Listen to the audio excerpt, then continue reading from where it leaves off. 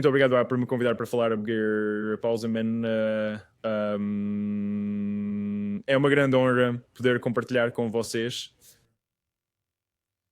a minha visão sobre o mundo do design. É uma grande honra poder compartilhar um pouco da minha trajetória e é uma honra imensa construir uma ponte entre o meu universo e toda a comunidade da CAFA. Eu acredito que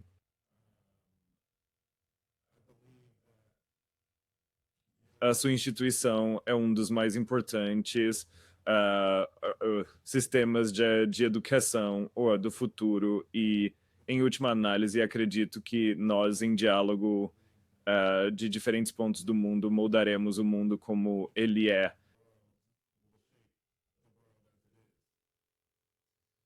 Portanto, com base nisso, eu preparei uma palestra que apresenta o estado da arte mais atual do meu pensamento e também a lógica que utilizo como base para minhas ações.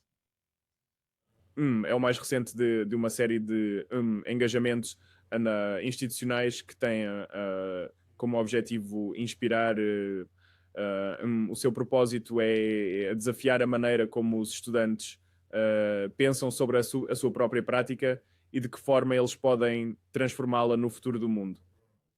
E são, na verdade, mais questões para se ponderar. E eu compartilhando algumas visões da minha carreira, pois são questões que emergiram na minha mais recente análise do estado da arte, para partilhar e para começarmos a perceber que relação as disciplinas da arte e da cultura possuem sobre a forma como começaremos a viver nos próximos anos. Então, compartilharei minha tela para apresentar pela primeira vez a palestra que preparei.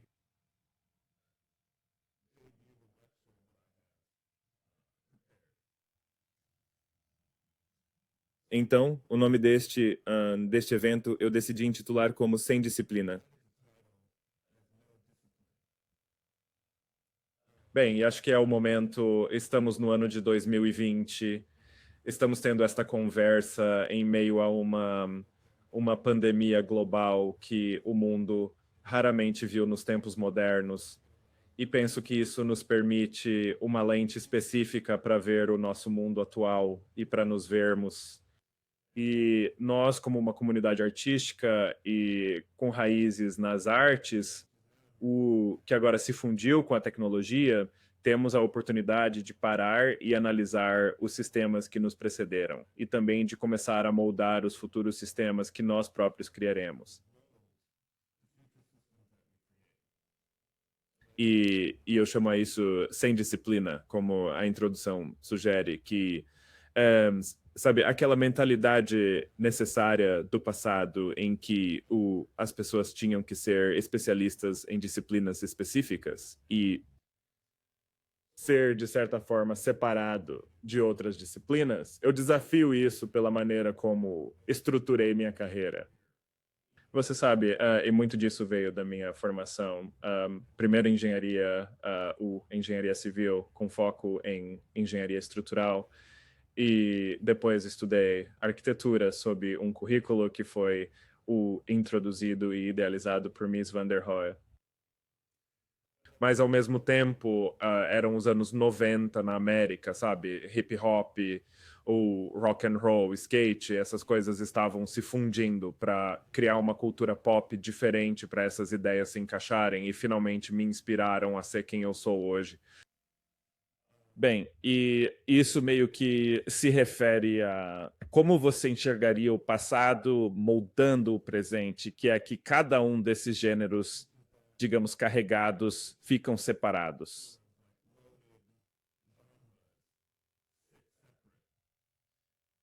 A ideia é que é mais fácil entender cada um quando você o olha isoladamente, sem que um seja influenciado pelo outro. Então você teria a arte, sabe, a mídia que sustenta cada disciplina, mas como comunicamos o que acontece é sua própria e importante rede. Arcatsora, que é o ambiente construído ao nosso redor, e até mesmo o não construído agora no sentado do Jatal. Você tem a moda, é claro, e você tem a música, e claro que pode listar centenas de outras subcategorias ou categorias por si mesmas, mas esta é a espécie de estrutura principal e como gostamos de ver as coisas. Sabe, mesmo para o nosso olho humano, vê-las em uma lista é fácil para nós, sabe? A nossa mente racional consegue entender. A forma como eu faço essa analogia com a situação atual é, de certa forma, dentro deste, sabe, cenário onde as coisas estão muito fragmentadas, as coisas estão, tipo, fora do eixo, as coisas estão começando a se integrar umas com as outras. E, sabe, em última análise, acredito que este é o tipo de, sabe, o amanhecer o tipo de renascença da internet, a era da internet de a informação agora não flui numa só direção, nem de instituições específicas, sabe? As redes sociais, a internet permitiram que as coisas se transformassem de outra forma e é sobre isso que esta palestra, em última análise, trata. São os sistemas de design, como eles estão a mudar com o tempo e o que é agora. Indo mais além, acredito que é isso que já temos e é para isso que estamos a caminhar. A ideia de que não será possível distinguir a fronteira bem definida de cada um desses gêneros, que, em última instância, eles se fundirão numa espécie de nuvem, sabe, tanto figurativa quanto literalmente. Essa ideia onde uma coisa informa a outra a ponto de não serem descritíveis, né? E eu acho que isso é importante apenas para que se possa ver visualmente e entender visual e metaforicamente que não há regras sobre como se entende este setor criativo da nossa atmosfera e das nossas vidas. Foi uma espécie de gesto artificial para os observar de uma maneira que se tornasse facilmente compreensível. Estas são as coisas que na minha carreira me foi permitido desafiar, fundir e operar numa atmosfera semelhante a esta, em vez de, sabe, a noção pré-determinada de como manter cada gênero separado, do passado. E essa é uma espécie de raciocínio para entender onde estamos agora, que movimento artístico. Sabe, eu penso que, claro, o modelo clássico é compreender o passado para sabermos para onde vamos. Hoje é um movimento artístico, sabe? Podemos afirmar isso. Sabe, não é que pode não ter o seu nome que será reconhecido daqui a 100 anos, mas estamos dentro de uma linhagem de compreensão humana que se relaciona com a produção artística, ou um nome para a produção artística, sabe? Ainda com algum sentido de categorização para entender qual é a visão no momento. Então, a forma como eu racionalizo isso é, sabe, o período incrível da Renascença, que foi um momento de cruzamento de disciplinas em que diferentes ideologias se uniram. E, claro, como podem facilmente observar, o Renascimento que nos conduziu ao neoclassicismo, e depois ao romantismo, o que nos leva à arte moderna, à arte contemporânea. E o ponto número 6 é o que estou a propor como algo ainda indefinido, mas que possui o potencial de se tornar uma nova razão de ser. Sabe, é uma expressão que é usada com frequência e que eu costumo rejeitar, é a classificação de streetwear, mas a definição que eu mais rejeito é aquela que a reduz a uma ideia muito simples, quase como uma justificação sem lógica. E eu acho que estamos, em última análise, muito próximos do próprio termo para conseguir compreender a sua lógica completa. E para mim, enquanto estou criando e enquanto estou na minha carreira com foco extremo, a minha tentativa é fazer apresentações e uma análise rigorosa para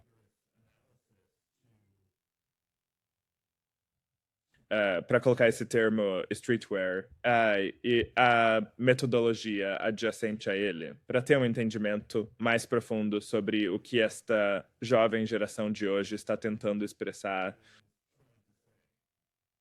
Bem, e em última análise, o que tudo isso revelou, sabe? Eu acredito que a internet é a ferramenta, que é como uma espécie de pé de cabra ou uma pá, para reexaminar o passado, reanalisar a maneira como o passado nos foi entregue, quem realmente escreveu a história e analisar o porquê de tudo isso. E se compararmos isso à Renascença, não, aquele período de iluminação, o nosso nos permite tirar novas conclusões e também avançar para o passado.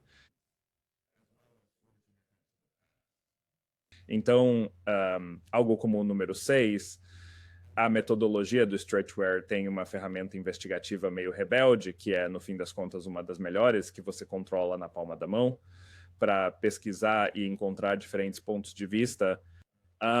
Mas como verão, essa mídia, que é uma categoria super importante, remetendo ao início, pode tomar um rumo para a esquerda ou para a direita, é entre pares. É informada por várias vozes que podemos, em última instância, decidir se é melhor ou pior, ou o contrário. Mas vale a pena notar, sabe, ao demonstrar que a metodologia do streetwear é muito mais complexa que uma noção rasa, sabe? É uma lógica e um método de criação como produto do acesso à informação e aos recursos, influenciado pela economia e pela atmosfera sociopolítica e, em última análise, pela história da arte. E verão como adotei essa abordagem na minha carreira e a utilizei para avançar e investigar alguns dos meus próprios pensamentos. Este é o ponto onde gostaria de retomar a noção que acabei de apresentar sobre o passado. Sabe, o passado tem o seu próprio autor, ou a sua própria seita de autores. Entender o passado sempre foi meio que revestido por essa noção de fundação.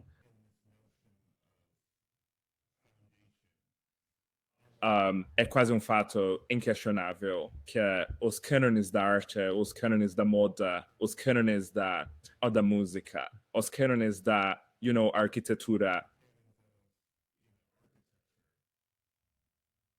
literalmente residem na Europa, ou então residem nesses tipos de fatos muito rigorosos, aprovados globalmente ou apresentados como tal. E eu penso que, sabe, o ano de 2020 é a lente perfeita para reanalisar como o mundo chegou ao ponto em que se encontra, sabe? Falo de uma perspectiva americana que traz consigo a sua própria forma de entender cada região do mundo, entende?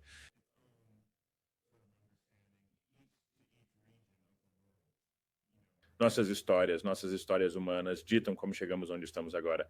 Mas eu reduzo isso a essa ideia do cânone, sabe? Os cânones dentro da arte. E, para ser mais específico, por exemplo, ao dizer, sabe, que os grandes pintores ou as grandes esculturas ou as grandes obras musicais, que essas foram invenções criadas pelo homem, que quase fazem o homem parecer um ser supremo, sabe? Diferente mas você poderia usar da analogia de tipo grandes invenções na teoria da relatividade ou grandes invenções na nossa localização na Terra, sabe, para nossa localização dentro do sistema solar, sabe, as ciências. Mas eu acredito que a arte sempre procurou refletir essas imensas realizações do ser humano e estabelecer esses cânones. Um dos cânones da arte contemporânea que eu considero de extrema importância, e para uma compreensão útil no período pré-internet, obviamente, é Marcel Duchamp. sua contribuição para a arte contemporânea com sua carreira, mas mais amplamente conhecido por sua investigação e apresentação da obra de arte intitulada A Fonte, que, em última análise, é um mictório.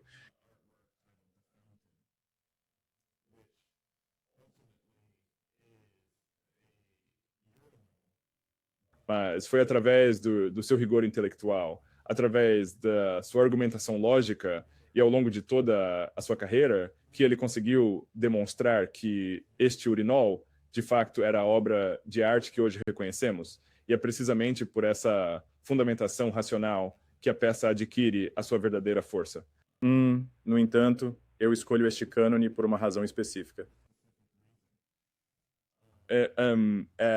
O que antecedeu a metodologia do streetwear, que agora foi retirada do conceito de alta arte, sabe, da Galeria Cubo Branco, reservada para poucos escolhidos, mas agora tem vindo a influenciar o produtor do dia a dia, o que se estende às pessoas que vivem na rua ou à comunidade de cidadãos comuns, e não apenas à comunidade artística. Então, uma razão válida. E eu, sendo um artista americano de ascendência africana, sabe, criado aqui na América, mas minhas raízes familiares vêm de Gana, na África Ocidental. A combinação de tudo isso me coloca numa categoria muito específica dentro da arte, que eu costumo chamar de cânone negro. Então, é natural que seja assim. O mesmo acontece, sabe, com elementos que encontramos na natureza. Os diamantes, por exemplo, a pressão acaba por criar uma nova substância e um contexto completamente diferente. Então, a experiência que pessoas da minha nacionalidade viveram no ecossistema global cria todo um léxico de movimentos artísticos, movimentos de arte contemporânea, para ser mais específico, que são, em grande parte, mal compreendidos ou não compreendidos pelo cânone tradicional. E meu trabalho está intrinsecamente ligado ao cânone negro que minha carreira, em grande parte, busca definir. E assim, como a introdução o já havia mencionado, sabe, a minha história dentro da minha carreira é, em última análise, o proporcionar uma total fidelidade à minha própria história. E eu encorajo isso de todo e qualquer designer, de toda e qualquer origem. Sabe, né? O mundo é mais rico quando entendemos as coisas que não foram reconhecidas por um único autor, por um único cânone e por um sistema monolítico. E a tecnologia é a nossa ferramenta, é a nossa alavanca para, de certa forma, desvendar como nós, humanos, existimos no planeta. E eu acredito que, através dessa lente da arte e da cultura, aprenderemos mais sobre nós mesmos. Novamente, sabe, por último, apenas um slide rápido para que vocês possam ter uma ideia geral de muito do meu perspectivas de criação e, em última análise, para compreender o que o meu trabalho realmente significa quando ele percorre todo o seu caminho evolutivo, desde o início, esta análise crucial entre o cânone estabelecido e o cânone negro, sabe? É algo muito pessoal para mim, é a minha maneira, é como eu chegava às ideias, é esse mesmo nível de pressão e também o facto de não ser a norma e também o facto de me deparar com estas questões canônicas. Na maioria, sabe, visam moldar o futuro, mas creio que o questionamento do cânone pela nossa geração moldará o futuro para que seja mais preciso. Então, aqui está apenas mais uma lâmina comparativa de Gerhard Richter, que, na maioria das sensibilidades canônicas, seria o amplamente reconhecido e aprovado como o mestre e grande contribuidor para a arte contemporânea. E onde eu me insiro nesse contexto é na compreensão desses outros grandes feitos da humanidade, que são igualmente tão importantes, o transformando a percepção de toda uma geração e o entendimento da capacidade humana,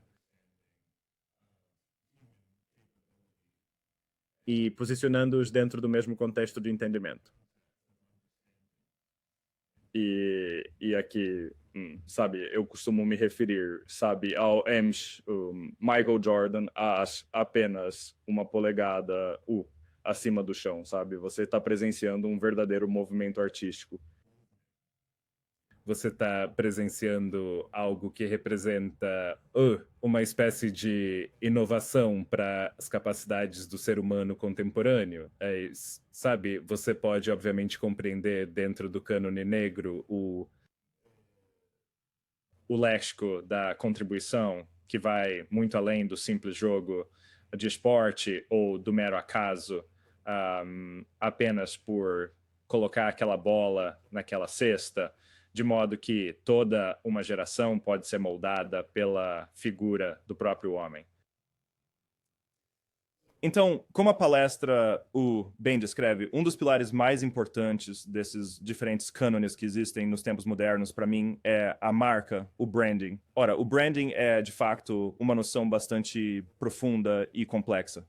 De certa forma, é uma maneira de o ser humano se expressar alterando a mídia, entende? É uma forma de sabe, em termos contemporâneos, eles usam termos como marketing ou, sabe, a publicidade está obviamente ligada, mas a ideia de branding evoluiu bastante com o tempo e é importante notar sua evolução nos dias atuais.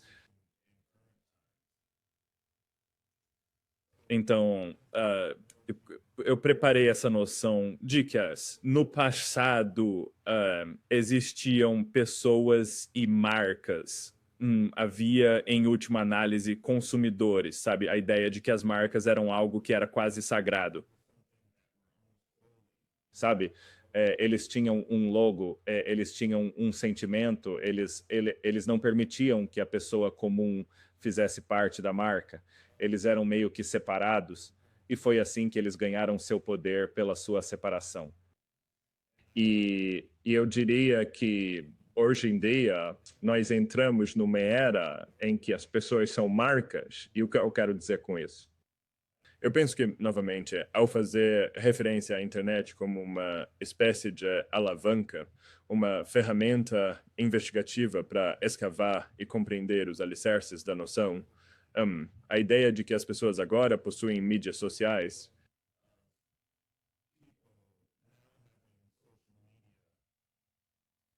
e todo mundo tem um avatar, sabe? Que geralmente está relacionado à sua página de mídia social, ou todo mundo tem essa epifania que não são apenas uma pessoa, mas apresentam uma fachada, sabe? Eles possuem uma imagem, uma vasta coleção de dados a partir da qual as pessoas os julgariam em vez de considerar o seu próprio ser físico.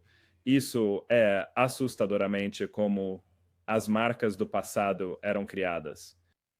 Então, se você agora compreende a comunidade das pessoas comuns, você está agora se dirigindo a uma comunidade de marcas, entre si, e isso leva, obviamente, a domínios como a moda hoje, onde tens comunidades de influenciadores que, sabes, descentralizam a imagem que as marcas precisam de criar de um sentido monolítico. Agora entendes que isso foi fragmentado e tem um enorme efeito? Então, eu preparei aqui um pouco sobre o meu trabalho na área de branding. Sabe, eu acho que isso é bem central para o meu trabalho na moda. É porque do passado, sabe? O trabalho na moda talvez tenha sido interpretado de forma bastante literal como apenas trabalhar com moda, sabe? Criando vestuário. No meu ecossistema, as peças de vestuário contam apenas uma parte da história. A atmosfera que nos rodeia é igualmente viável e há uma infinidade de coisas para se trabalhar, para que isso tenha a minha assinatura. Então, você vai encontrar na minha carreira de moda ou no meu trabalho em qualquer disciplina, eu passo muito tempo pensando sobre que imagem os projetos transmitem e como a marca não é algo para ser feito e depois largar o lápis e passar para outra coisa. É um alvo em evolução, sempre, sempre em movimento, para constantemente redefinir os parâmetros nos quais você está projetando. É bem, você sabe, é uma relação simbiótica, a arte da moda, meu ofício particular, e o sinal que ela projeta para fora. Assim você pode observar a Off-White que está no topo, começou com uma estética de infográfico bastante industrial. Você sabe, eu senti que esta era uma língua internacional. Quando você anda pelas ruas, você pode ver linhas diagonais e sabe que isso significa cautela, ou então que é preciso ter cuidado. Ou você podia ver as setas e saber que elas significavam algo. Era um significado, sabe, uma espécie de energia que se espalhava por todas as direções. Ou era um símbolo que atravessa as barreiras de diferentes línguas. E isso foi em 2013. Sabe, agora Off-White evoluiu para a sua próxima, digamos, iteração, que é aquele logotipo no canto superior direito, que, no fim das contas, se transformou numa abordagem mais humana, sabe? Esta palestra é Off-White. Esta ideia de que fazemos a transição do ano de 2013 para o ano de 2020 e que compreendemos que a história da humanidade faz parte da nossa progressão. Então você pode perceber que as linhas são bem mais orgânicas. É uma marca que possui uma figura humana para se conectar, em vez daquela natureza puramente industrial. E essa é apenas a evolução de todo o pensamento. Mas você pode comparar isso com o meu trabalho, por exemplo, com empresas ou marcas como a Nike. Sabe, o design original do swoosh, desde a concepção da marca até o logotipo que estou utilizando, fez sua estreia em 2020 com o Think Tank preto, liderado por cânones, chamado domínio público, o dentro da Nike, o que é simbolizado por esse tipo de design bastante enigmático. Em essência, não foi feito para fazer sentido, mas tem uma lógica muito profunda, que é este logos arquitetónico da Nike. Foi inspirado pela ideia de que muitas grandes marcas geralmente começaram num lugar bem específico dentro do seu próprio ambiente, sabe? Por exemplo, a Nike começou com, sabe, líderes importantes que estrearam os primeiros tênis na pista de atletismo, vendendo-os diretamente do porta-malas dos seus carros. Ou a Apple e Steve Jobs e os primeiros fundadores. Sim, a Pause lá na garagem, ele dá pause desenvolvendo os computadores da Apple. Ou, mais recentemente ainda, com a Nike na cozinha, que a cozinha era um espaço para experimentação. E, obviamente, vindo da arquitetura, percebi que o futuro da direção esportiva, no que diz respeito à cultura e à moda, é mais como uma marca indelével na própria arquitetura.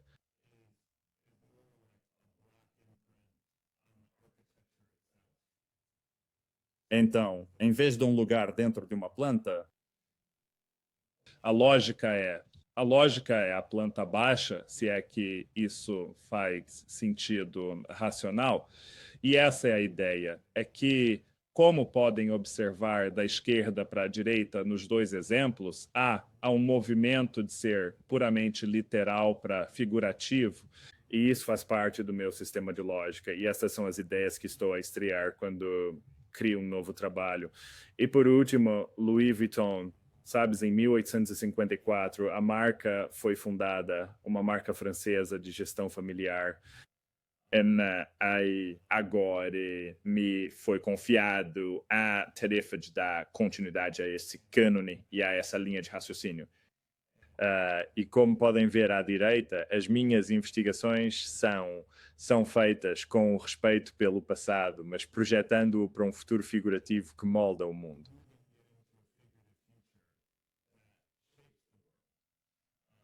E se você pensar no passado e considerar o cânone, aquilo que se torna a nova norma foi um movimento quase controverso ou uma aposta arriscada no passado, mas nós associamos o passado à sua iconografia.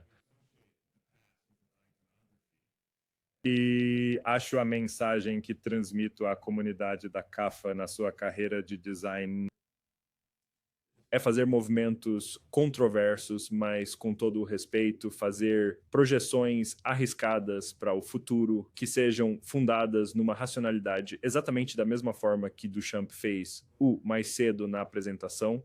E assim você chegará às investigações que se tornarão o próximo alicerce para o futuro. E sabe, enquanto falamos sobre o agora, não conseguimos abordar como nossas ideias são formadas sem entender o algoritmo. Você sabe, este é um novo fator na nossa existência humana que perceptivelmente não tínhamos com o mesmo grau de eficiência de antes. E o que isso significa, sabe? Em essência, nós, como seres humanos, todos nós instalamos o chip do computador, o chip da própria tecnologia dentro de nós, em nosso próprio ser, através dos nossos dispositivos móveis. Mas a mensagem mais importante para mim é a compreensão de que o algoritmo existe e que ele faz parte do nosso ecossistema. E isso significa que a nossa mídia também é transmitida de forma ponto a ponto. Amigos compartilhando imagens, grupos de amigos compartilhando imagens, imagens informadas por diferentes ecossistemas. Então, a nossa percepção da realidade está ligada entre os mundos digital e físico. Sabe, tem uma autoria de nova forma, talvez menos monolítica que no passado, mas mais impulsionada pela comunidade. É só o reconhecimento que ajuda a entender como a informação flui. Eu uso este slide aqui, sabe, porque se relaciona muito com a minha prática e com o modo como a mídia funciona hoje, especialmente na arte, é essa ideia de que o autor tem que ser questionado tanto quanto o próprio conteúdo. Sabe, uma prática comum usada na internet hoje em dia é o que conhecemos como uma teoria ou a prática da falsa equivalência. Sabe como é? Se eu decidir mostrar a você esses dois personagens e disser que o Andy Warhol pegou o penteado e todo o visual do Albert Einstein, então eu consigo provar isso sem nem precisar dizer absolutamente nada ou nem ter que inferir coisa alguma, além de simplesmente colocar essas duas imagens lado a lado. Mas, obviamente, com um olhar mais atento, você pode perceber que, sabe, os nomes foram alterados, o cabelo pode ter sido editado para conferir tipo uma aparência diferente da realidade, e no fim das contas havia um autor com uma opinião que, tipo, com uma simples e rápida ação já mudou a sua opinião, sem que você precise sequer entrar em maiores detalhes. Sabe, tudo o que você precisa fazer é simplesmente colocar isso na internet e deixar que a sensação, essa coisa de peer-to-peer, dite e anule completamente uma opinião. E o motivo pelo qual eu trago este assunto não é para ser, de certa forma, específico de maneira alguma, mas é apenas para que tenhamos a consciência de que o futuro não está isento de enganos. Você sabe, o futuro da mídia sendo fragmentado será tão otimista ou tão equivocadamente errado quanto o passado, mas é apenas a iluminação do agora que é importante. E isso nos traz para o agora. 2000 sabe, eu gosto de... E para reiterar a importância de entender em que ponto estamos nesta pandemia global. A pausa, a compreensão global, a agitação global, a nova compreensão de como nós, como seres humanos, estávamos evoluindo durante, sabe, aqueles tempos aparentemente bons, que foi 2019, sabe, bons. Mas você percebe que a perspectiva do ano de 2020 nos permitiu, de fato, compreender como chegamos às noções, às ideias que hoje possuímos. E aí, então, você percebe: não sabemos exatamente como será 2021, mas podemos assumir pausa ou podemos imaginar pausa, sabe? Um retorno à normalidade, pausa ou um ecossistema mais promissor, pausa ou será uma continuação do momento atual. Sabe, eu menciono isso imediatamente após a lógica dos algoritmos, que ao tentar compreender os mundos digital e físico, sempre o fará através de uma espécie de uma lente pela qual é projetado, e é mais sobre entender do que ser algo estritamente específico.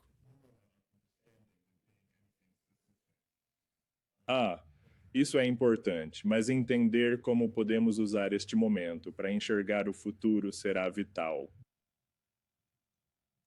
Outra noção de branding que eu trouxe foi esse desenvolvimento de trazer a Louis Vuitton de 1854 até agora e pensar naquelas, sabe, um tanto arriscadas ou que poderiam ser controversas, mas com o objetivo, e essa é a parte importante, com o objetivo de, para realçar a importância que a marca tem, é algo que foi feito com muito respeito e marca a estreia deste novo produto aqui. É um tênis de skate da Louis Vuitton.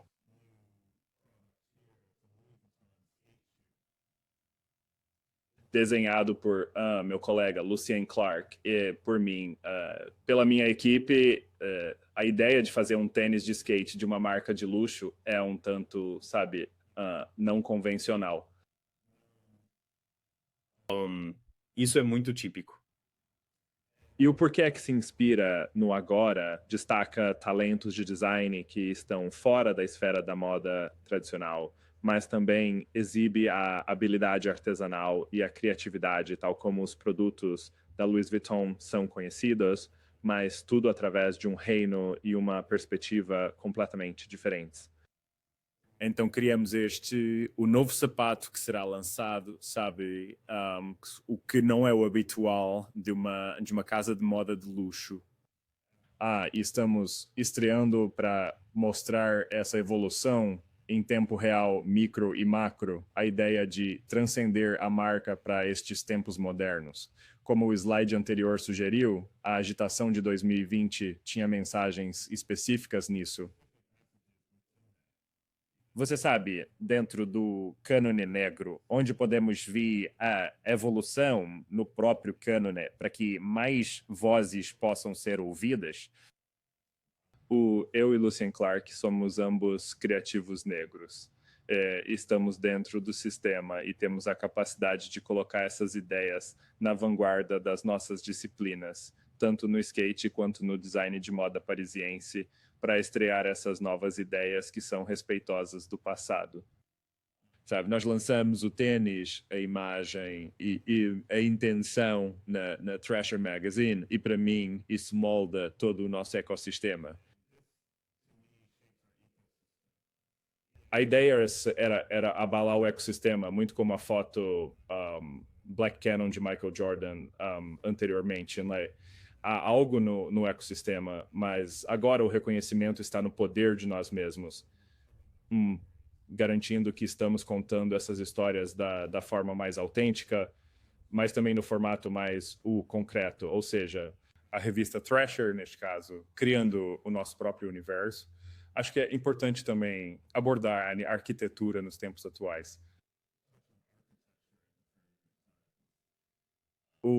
Esta é a minha carreira fundadora, sabe? Eu acho que a combinação de engenharia e arquitetura, para mim, me permitiu focar num domínio diferente fora da moda, numa comunidade diferente, para compreender a nuance e a importância do gesto, mas também como ele se relaciona com a pessoa comum. Como sabemos, sabe, a arquitetura não é só uma relação cliente-arquiteto, sabe? Edifícios devem existir para as pessoas e a comunidade onde estão. Tudo isso informou minha lógica e meu pensamento. Então esta é a mais recente do mesmo sistema de pensamento que possuo, a minha mais recente, o Arquitetura. Um projeto realizado com a OMA, a AMO, Samir Bental, do escritório de Roterdã, que esteve à frente do design, com a lógica característica e inconfundível da AMO, OMA, conforme estávamos a apresentar há pouco, esta ideia de pegar essas concepções, mas elas não se manifestam na moda, sabe? Elas repousam na arquitetura e em todos estes gestos. Como podem observar, a identidade visual e toda a sinalização fazem alusão a não sendo uma loja. E, sabe, a interação entre o branding e a lógica ajuda a comunicar a ideia para a pessoa comum. E porque eu noto esta imagem particular à esquerda é que o que parece ser a fachada no nível da base é, na verdade, uma parede que se move. Ela se move ao longo do comprimento U, que lhe é permitido, até o balcão de caixa rosa. Então, em Miami, onde fica esta loja, o espaço comercial do térreo pode literalmente se tornar não só uma loja, mas também um café, um espaço para apresentações de música, desfiles de moda. Ele é concebido para ter múltiplos usos. E esse gesto, de certa forma, o liberta do passado e, sabe, o transporta para uma era mais moderna, onde novas ativações podem, de fato, ajudar a criar a arquitetura. Estas são algumas vistas daquela mesma área que agora possui todos os seus elementos que podem ser movidos para serem reconfigurados e dar uma nova percepção do espaço.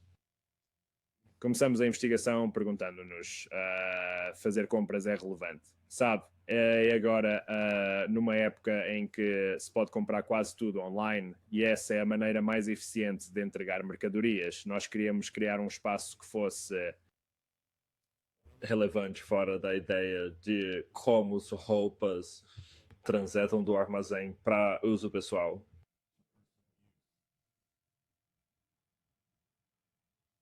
Agora, uma espécie de breve lógica sobre a moda contemporânea. Na minha opinião, estamos numa encruzilhada interessante porque estamos nesta espécie de fase de metodologia, de uma metodologia de streetwear. Há algumas inovações claras e podemos olhar para a minha carreira na moda, o seu início, como base para as ideologias que tinham acabado de surgir e onde estamos agora.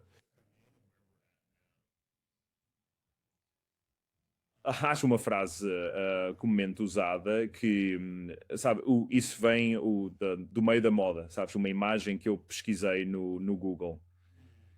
Mas o sentido contemporâneo é que, obviamente, estamos em meio à luta dentro da noção atual de moda, que é uma marca com história. E os consumidores agora, de certa forma, estão sentindo uma nostalgia pela marca. Sabe, você está adquirindo o produto por causa da marca. Você está comprando porque sempre acreditou na marca e em toda a sua história. Imagem que eu pesquisei no Google. Mas o sentido contemporâneo é, obviamente, que estamos na luta dentro da noção atual de moda, que é uma marca com uma grande história e os consumidores agora estão sentindo uma certa nostalgia pela marca, sabe? Você está comprando o produto pela marca. Você está comprando porque acreditava na marca e em toda a sua história. Por que será que eu quero algo discreto em vez de ter algo que expresse puramente a marca? E eu não me refiro a isso de uma perspectiva analítica, mas sim ao que isso diz sobre a humanidade, sobre o momento atual, sobre nós como povo e por que isso ressoa. E apenas coisas importantes para catalogar e entender à medida que avançamos para o futuro. Sabe, neste tipo de futuro que já foi meio que moldado por uma lógica chamada normcore ou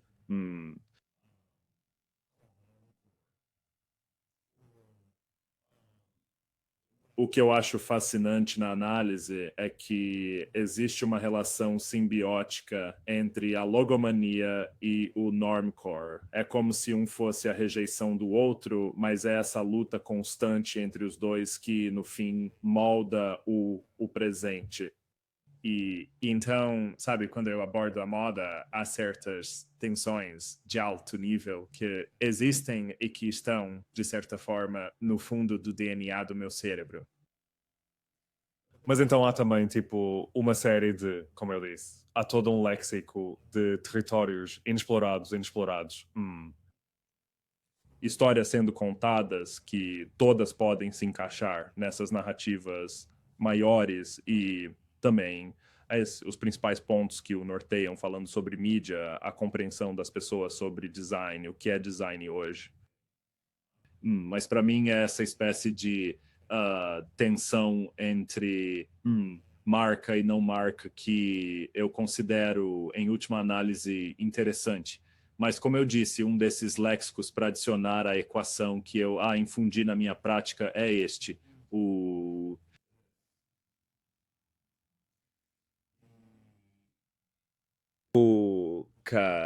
calçado, você sabe, é um universo à parte, uma categoria de design completamente única e muito específica.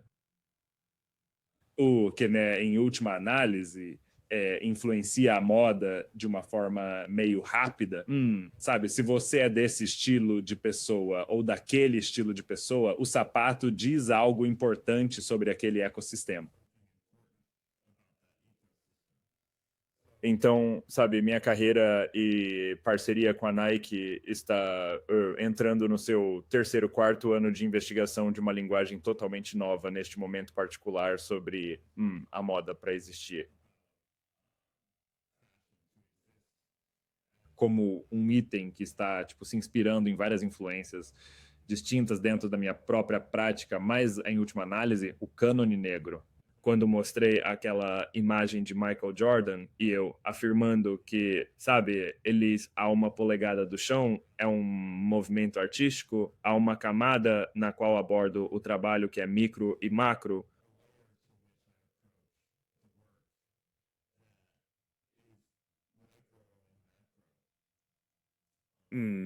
Eu acho que é sem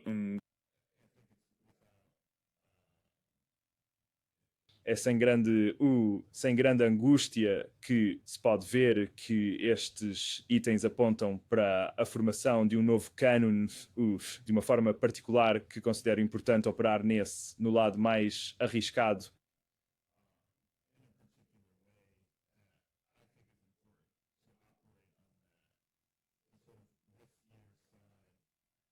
de um trabalho canônico do que o lado que é mais confortável, é que se relaciona com o passado. E depois, obviamente, a arte. Arte com A maiúsculo, sabe? O espaço sagrado. O espaço mais protegido de todos os tipos de cânones criativos.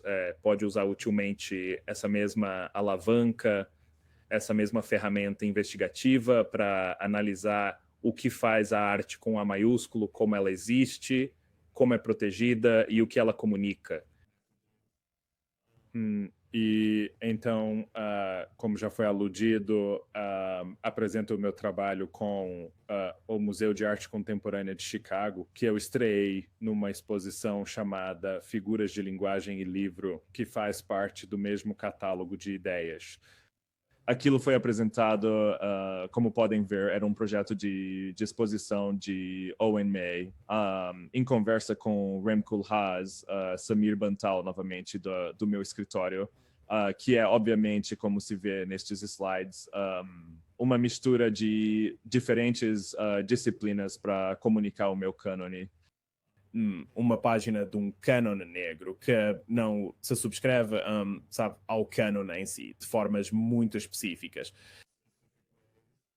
Se relaciona na sua própria ótica. E você pode ver as obras que compunham aquela exposição esta obra aqui, que é o outdoor pintado de preto, se relaciona com a mídia, como eu já havia mencionado, a transição do passado para o presente e como é vista através da lente moderna da minha cultura, que informa a minha prática. À medida que essa obra final é apresentada, os trabalhos de parede são pinturas minhas que todos lidam com a mídia de alguma forma. A escultura lá atrás, outro momento relacionado à mídia. O pedestal no centro, você sabe, há uma série de trabalhos da Nike.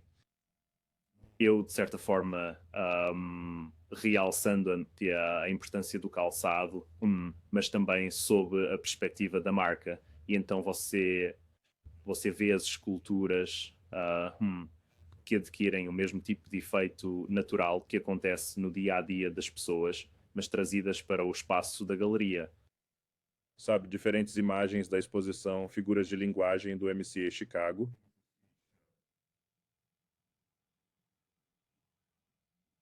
São artefatos diferentes de momentos de moda, sabe? Esculturas Louis Vuitton, esculpindo figuras negras, figuras multinacionais dentro da linguagem da loja. Então as roupas são desenhadas por mim e depois são congeladas no tempo como esculturas que são muito semelhantes ao cânone natural da arte parisiense. Bem, então você tem uma nova história sendo escrita, sendo registrada nestas novas instituições e, mais uma vez, com todo o respeito ao passado. Você sabe muito bem como foi aludido, é como as minhas histórias pessoais dentro do trabalho. A obra de arte que são estas esculturas de chumbo envoltas em veludo de uma coloração amarela é uma homenagem a Laquan McDonald, um jovem negro em Chicago baleado 16 vezes pela polícia. Sabe, este trabalho estreou em 2019 no Museu de Arte Contemporânea de Chicago, mas aquela peça específica tinha como objetivo, sabe, retornar a mensagem à mesma nacionalidade dos meus próprios pares negros para mostrar, sabe, as injustiças que nos são impostas na mesma cidade pelas mesmas estruturas de poder. Em torno daquela obra, para mim, esta obra foi a mais fundamental de toda a exposição. Era o diálogo entre nós, como indivíduos negros, e a moda e a arte, em última análise. Então, a parte de trás é uma pintura de um logotipo de algodão, e as imagens são da minha primeiríssima campanha da Louis Vuitton. Então, há um diálogo de um ecossistema que envolve a obra da minha história pessoal, o que confere a todo o trabalho uma perspectiva para compreender a sua gravidade. Da mesma forma, eles existem como uma exposição própria dentro do seu próprio espaço.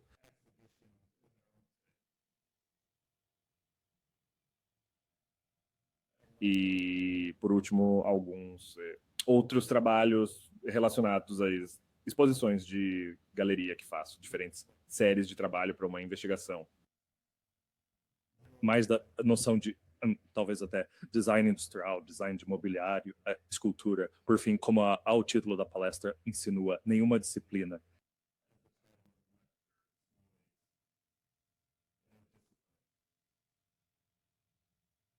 E nenhuma disciplina é, para mim, uma verdadeira liberdade.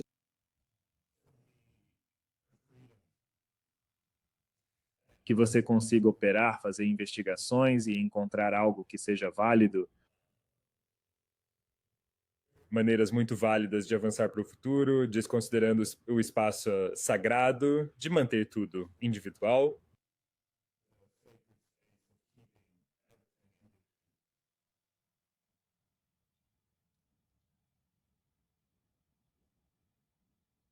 E assim, chegamos ao fim da nossa apresentação, que foi especialmente elaborada para a CAFA. Então, se tiverem alguma pergunta, fiquem à vontade. Sim, podemos abrir para perguntas. Adoraria estar em diálogo com vocês.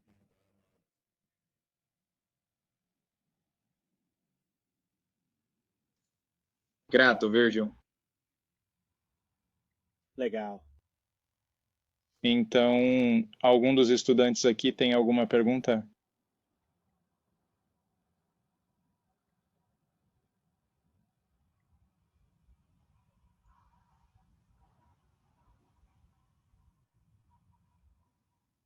Então, Virgílio, Sim. eu sou o estudante do segundo ano na CAFA. Tenho muitos planos para o futuro. Quero ser um bom músico, um bom DJ, um bom estilista de moda. Tenho todos esses sonhos, mas não sei onde colocar todas as minhas energias. Então, se eu fizer tudo ao mesmo tempo, só consigo atingir 70% ou 80% do meu melhor potencial. Então, a minha pergunta é, durante sua graduação, você sentia ansiedade?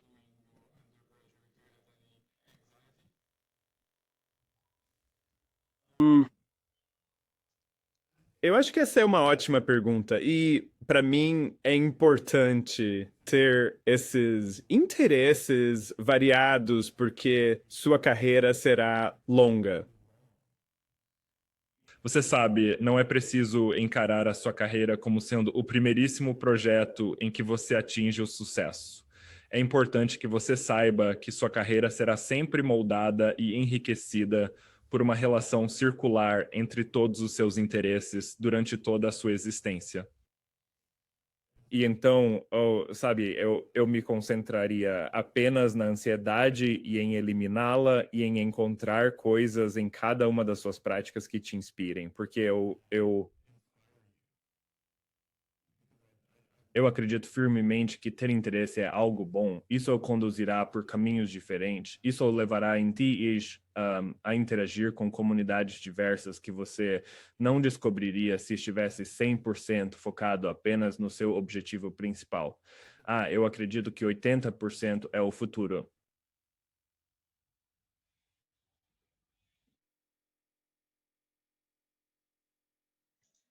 Obrigado. Outra pergunta?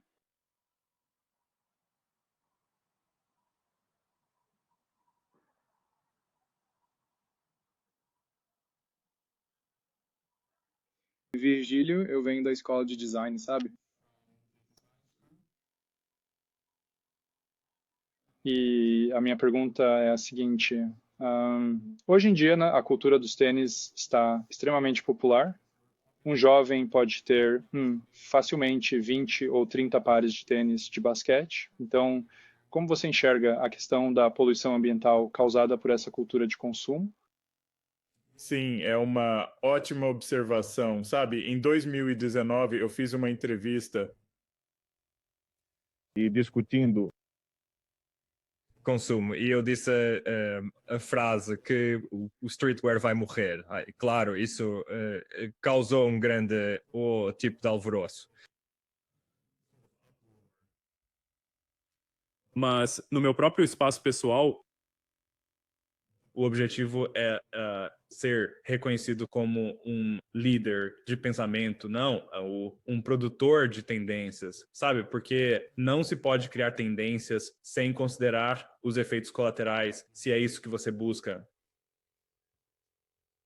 Então, é importante notar, em última análise, o nosso consumo diz muito sobre quem somos como seres humanos e sobre a forma como nos relacionamos com o mundo e que precisamos ter plena consciência disso.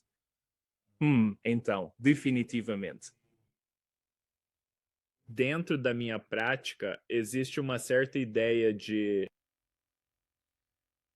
nos empoderar, sabe? É aí que o design começa. Sabe, o design não começa comigo te dizendo o que vestir. O design é você dizendo a si mesmo o que gostaria de vestir. E assim como o Instituto Casa existe, nós somos os designers da próxima geração. deveríamos pensar nisso de forma diferente dos designers da geração passada, que é, sabe, monolítica, e o designer como marca principal. Claro, eu entendo o meu privilégio e como eu existo como tal, mas a razão pela qual estou dando esta palestra é para inspirar uma abordagem menos monolítica, em pause. Sabem, estou a apresentar as minhas descobertas para que vocês tenham o poder de criar uma estrutura menos monolítica e assim o mundo, eu penso, será um lugar bem melhor. Não seremos meio que conduzidos da mesma forma por alguns poucos selecionados em vez de algo que funciona para o todo. Virgil, eu sou um estudante universitário aqui. Durante as minhas últimas férias, tive a oportunidade de participar ativamente de um projeto de bem-estar social, focado especificamente na importante questão da redução da pobreza nas áreas rurais da China. Na verdade, a cultura popular está se infiltrando por toda a nossa sociedade. Em muitas comunidades de minorias étnicas na China, na verdade, eles se esqueceram de sua própria cultura étnica minoritária e de todos os sons e músicas que usam os populares. Eles já esqueceram seus sons e a cultura de seus ancestrais, e todo mundo está cantando aquelas músicas pop. Então, eu acho que o que nós queremos fazer é encontrar pessoas que sejam especialistas nestas áreas para lhes ensinar esses sons folclóricos que são únicos à sua própria cultura e à sua minoria étnica. Mas muitas crianças e jovens pensam que sua cultura popular é tão vulgar e se sentem inferiores, e a cultura pop está permeando por toda parte em nossa sociedade. Então, como você vê esse fenômeno? Sim, você sabe, na apresentação, eu estava pensando a respeito do slide que mostrava a nostalgia do passado e também essa necessidade de alguma maneira, correr para o futuro. Em última análise, acho que quando você pensa sobre essas mesmas questões que você está investigando, elas são igualmente importantes, sabe? Eu acredito firmemente e muitas vezes disse que o respeito pelo passado é vital porque diz algo sobre quem somos. E assim, as canções folclóricas ou aquela cultura e aquela história humana precisam ser entendidas para que possam ser, sabe, um remanescente e um ingrediente para moldar o futuro som da música, sabe? A música é super importante. Ele carrega, tipo, ele carrega a humanidade embutida nele. Então, sabe, mesmo você passando tempo lá e entendendo, ele, sabe, começa a fazer algo importante.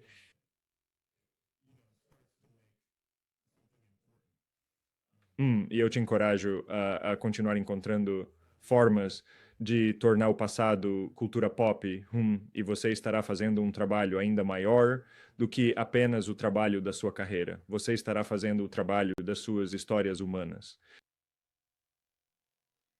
Flávio, eu tenho uma pergunta para você. Então, você tinha formação em engenharia civil e também em arquitetura. Então, de que forma essas formações influenciaram o seu processo criativo no design de moda? Meus diplomas em engenharia civil e arquitetura foram cruciais para mim. Eles me ajudaram a compreender que existe uma história do design que se manifesta em todo o mundo, e que me permitiu entender a história da arte e perceber como a cultura molda os movimentos artísticos. E então, se você se volta para o mundo da moda, de certa maneira, a formação que obtive na faculdade de arquitetura, eu a apliquei na criação de moda. Sabe, existe algo muito mais, é um estilo,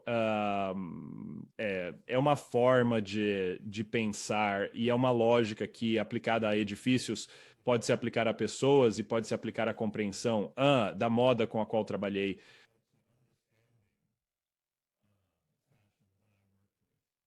sabe? É preciso muita pesquisa e um grande entendimento, e pensando sobre isso profundamente, como se estivesse construindo algo para um grupo de pessoas existirem, sabe? Com a moda pode acontecer o mesmo.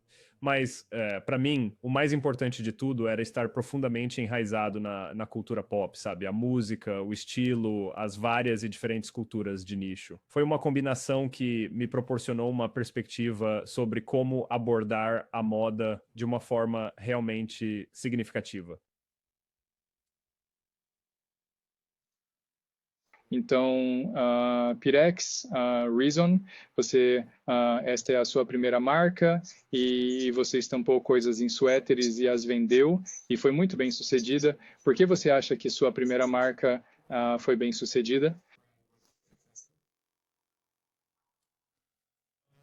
Acho que minha primeira marca foi bem sucedida em grande parte porque vi o espaço onde a alta costura não se relacionava com a geração emergente, sabe? Parex Vision era a juventude, foi para todas as crianças que não se viam nas marcas de alta costura daquela época. Então, eu criei algo para preencher o vazio que as grandes marcas não estavam cobrindo, e isso me permitiu aprender, me permitiu entender e também fortalecer a minha comunidade.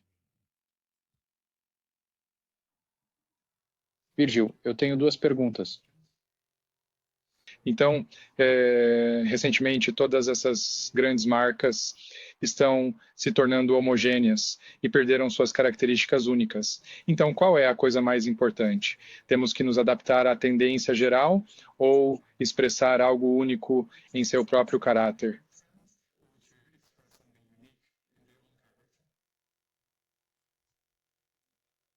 Para mim, acho que é o segundo.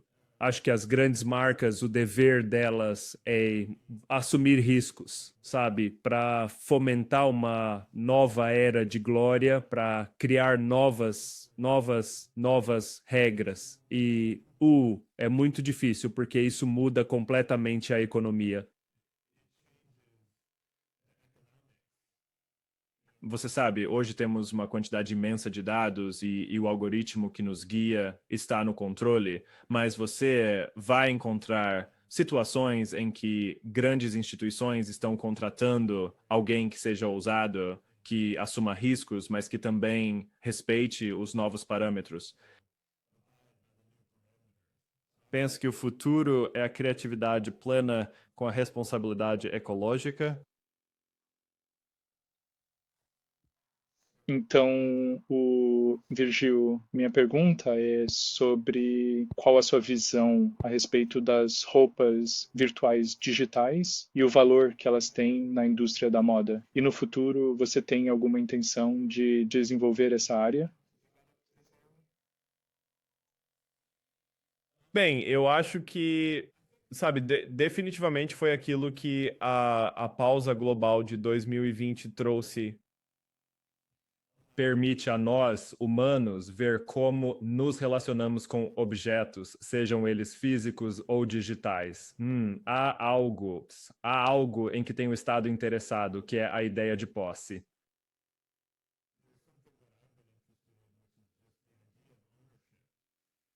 Sabe, se eu possuo uma peça de roupa, ou se eu possuo uma obra de arte, mas não a tenho em minha posse, digamos que esteja guardada ou em uma cidade diferente, ou algo assim, ainda sinto que a possuo e isso me faz feliz.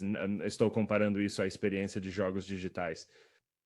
Bem, então há esse aspecto, mas também existe o aspecto do design. Coisas que são vilipendiadas no mundo físico, também nós as possuímos no espaço digital.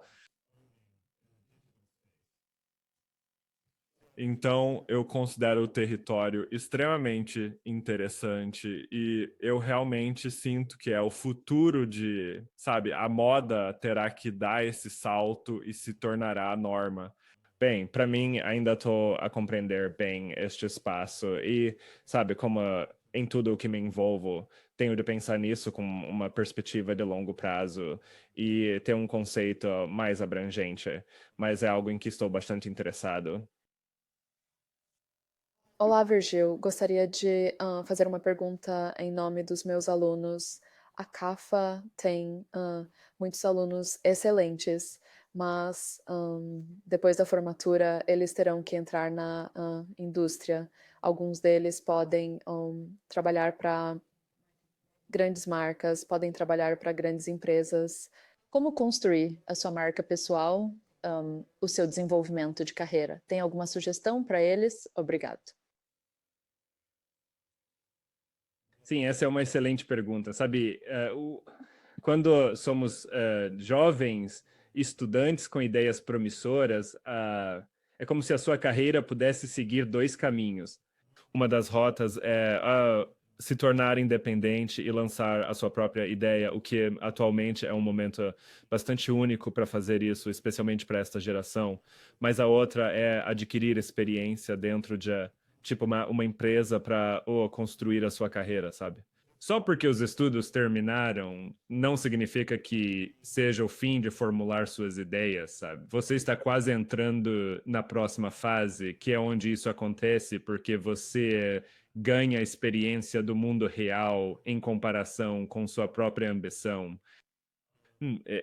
A sua pergunta, eu diria que uma vez que você entra no mercado de trabalho e está trabalhando dentro desses sistemas, uma grande parte do seu sucesso e ascensão será, novamente, tornando o passado e o modo como as coisas são feitas, pausa, desafiando essas noções e encontrando novas formas de interagir com um novo cliente.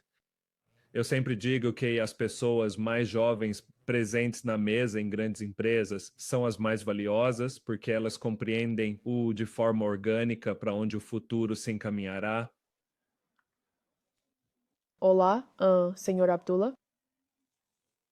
Agora mesmo você mencionou sobre os paraparâmetros relacionados a coisas, as tecnologias, estão constantemente progredindo, mas os parâmetros são índices criados por humanos como metodologias, e essas metodologias se tornarão homogeneizadas mais tarde.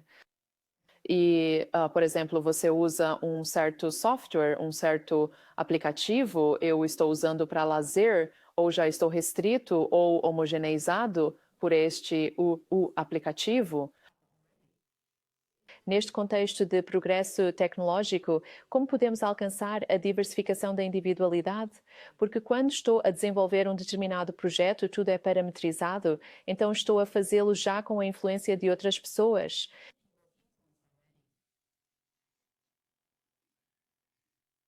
Sim, você tá destacando algo que não é explicitamente, é algo que a nossa geração precisa realmente entender e assimilar. À medida que o impacto dos algoritmos se faz mais presente em nossas vidas, precisamos compreender que ele está ali, em primeiro lugar, antes de sequer pensarmos em como o alterar, em como o modificar. E eu penso que agora que ainda estamos a desenvolver o algoritmo, tem de haver uma influência nesse sistema para a individualidade. Caso contrário, estaremos todos à mercê dele. E sabes, tal como expliquei no mundo da moda, verás as duas diferentes vertentes da logomania. E o normcore. Eu penso que cada vez mais o que se poderá encontrar no futuro é que, sabe, uma vasta maioria de pessoas que poderiam se desenvolver, sabe, tentarão ao máximo não participar do algoritmo para manter esse senso de individualidade ou liberdade. Bem, sabe, acho que estamos nos anos de formação, então, sabe, eu diria que o reconhecimento de que o ecossistema está mudando e como mudá-lo é o primeiro passo antes de entender exatamente como taticamente adaptá-lo. Senhor Virgil, eu estava lendo e me deparei com um artigo que dizia que você fez parte de uma equipe Donda. A Donda é uma equipe de design muito diversificada. Então, qual o impacto que a Donda traz para você? Você entende a Donda? Sim, você sabe, Donda foi uma espécie de experimento inicial em design interdisciplinar adjacente à cultura pop. E em essência, o fato de eu ter liderado isso, sabe, fez parte da minha jornada entre a arquitetura e finalmente a minha prática, que não se encaixa em nenhuma disciplina. E eu acho que é importante também para a geração mais jovem de agora formar grupos. Sabe, é muito do grande pensamento de design aconteceu com pessoas se unindo e praticando algumas das mesmas ideias. Sabe, eu penso na Bauhaus como uma daquelas, sabe, uma lógica de design contemporâneo super importante que infectou a nossa atual forma de pensar. Então, Donda foi uma dessas. E isso é algo que eu realmente gostaria de ver mais da atual geração jovem se unindo para aderir a certas suposições e criar novos trabalhos a partir daí. Senhor Virgil, bom dia. Estou estudando História da Arte. Durante meus estudos, descobri que muitas marcas de moda optam por colaborar com obras clássicas tradicionais. Por exemplo, a LV com a Van Gogh este ano e no ano passado trabalharam com Da Vinci.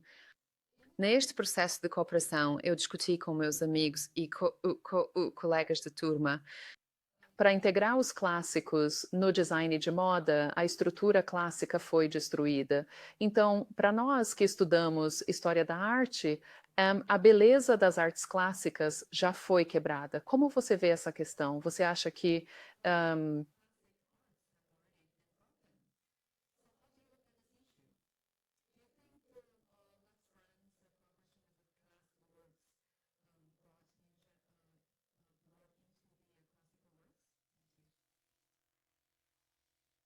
Sim, eu meio que tenho uma espécie de regra de 50-50 quando se trata de clássicos.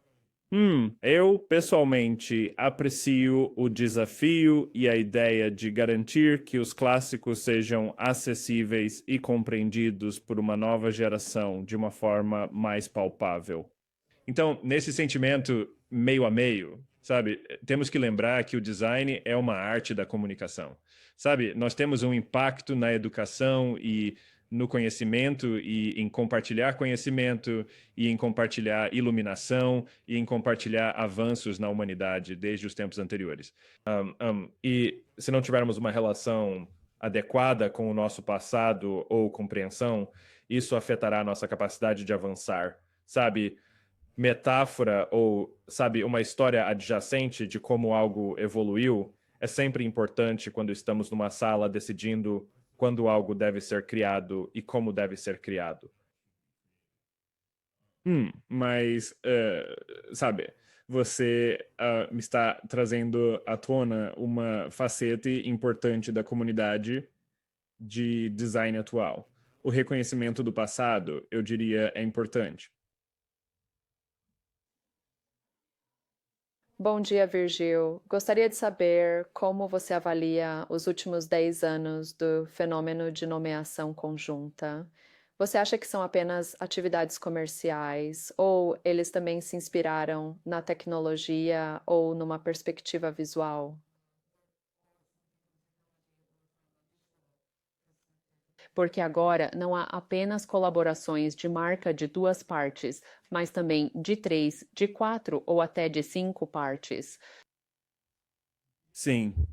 Sabe, a colaboração tem sido algo muito tabu, de certa forma, no passado, ou feita nos bastidores e agora sabe, parte da estratégia de marketing, sabe, na linha de frente.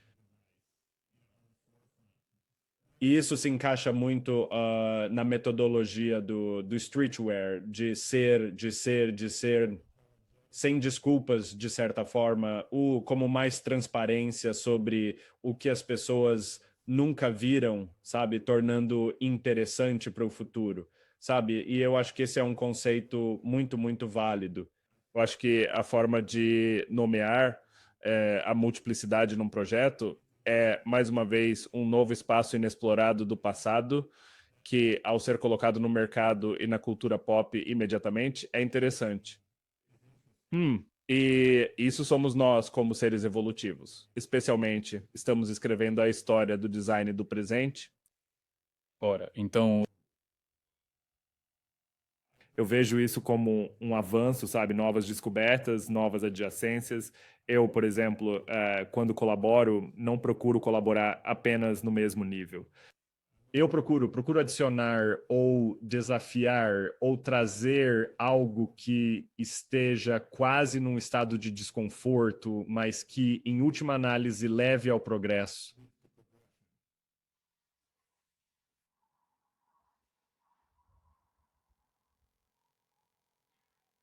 Olá, Virgil, Nathan. Você tinha uma teoria muito famosa, a teoria dos 5%, mas e quanto à questão da originalidade? Será que é como jogar de uma forma mais inteligente? Então, como você responde a esse tipo de crítica? Sim, para mim, sabe, o importante da crítica é entender que, sabe, ela é meio passageira. Sabe, para mim eu tenho tipo um diálogo interno comigo mesmo e com a minha própria compreensão do trabalho que estou realizando de uma perspectiva mais ampla e em última análise a melhor coisa sobre a crítica é que é um sinal de que as ideias são relevantes e estão ganhando força, sabe, tudo merece ser criticado, é natureza humana. Bem, apenas as coisas que são progressivas ou que realmente têm um significado costumam ser criticadas. Sabe, quando se trata de informação, de originalidade, de ideias, é um daqueles aspectos bem interessantes onde você precisa ter um vasto conhecimento, formação sobre a origem e o percurso das coisas. E é por isso que vem muito do meu trabalho na apresentação quanto ao cânone.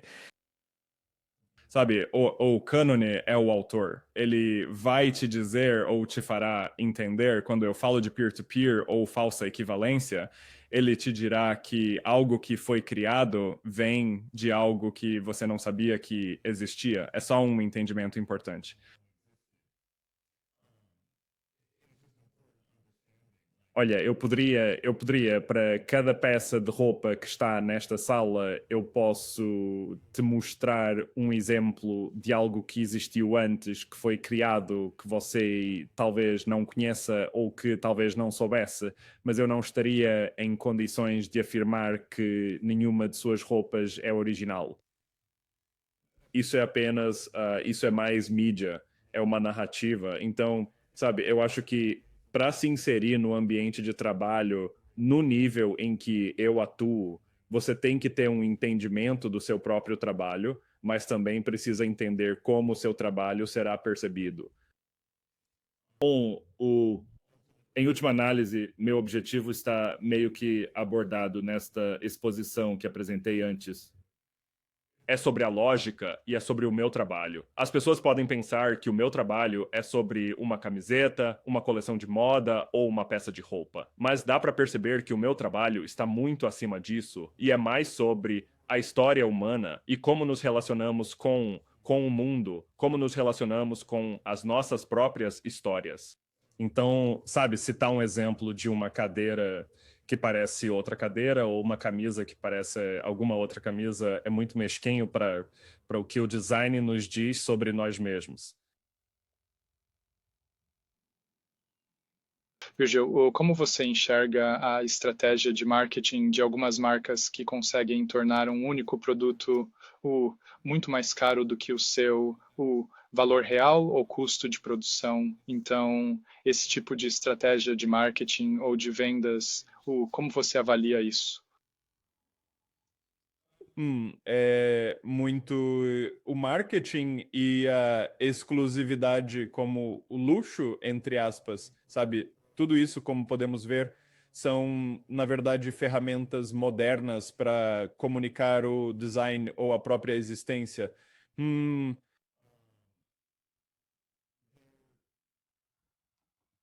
Bem, é diferente para cada caso, eu diria.